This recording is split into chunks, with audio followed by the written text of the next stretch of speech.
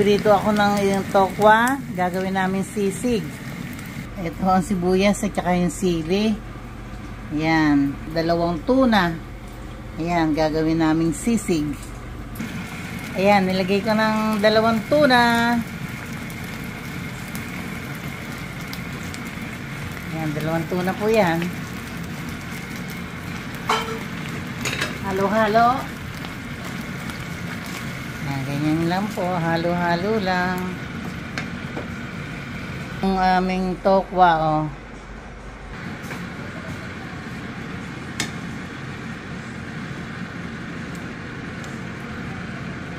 Dalawang lata pong tuna yan. Hinaan lang natin ang apoy.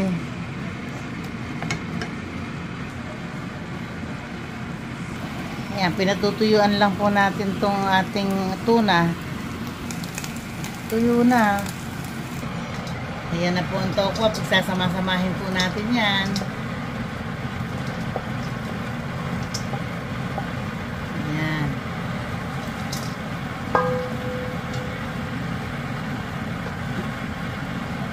Ayan, susunod natin ng siling, ano yan, green na sili, yung pang sinigang. Tapos, tsaka itong onion. Ayan po.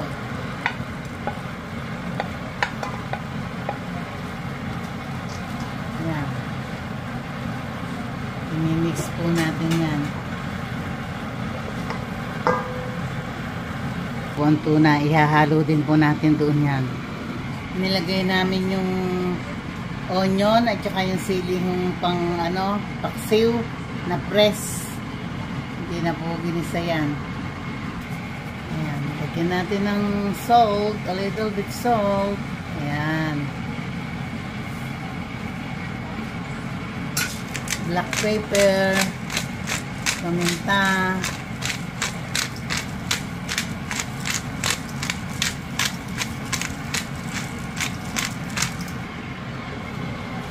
Ayan. Lagyan na po natin itong ating pinatuyo muna yung ano, tuna.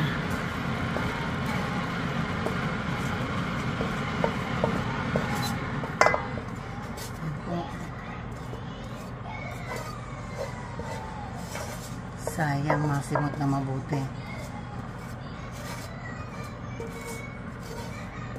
Ayan, simot na. 1 teaspoon na toyo. Yummy ang aming sisig na tuna with tofu. Ayan po. Yummy, yummy.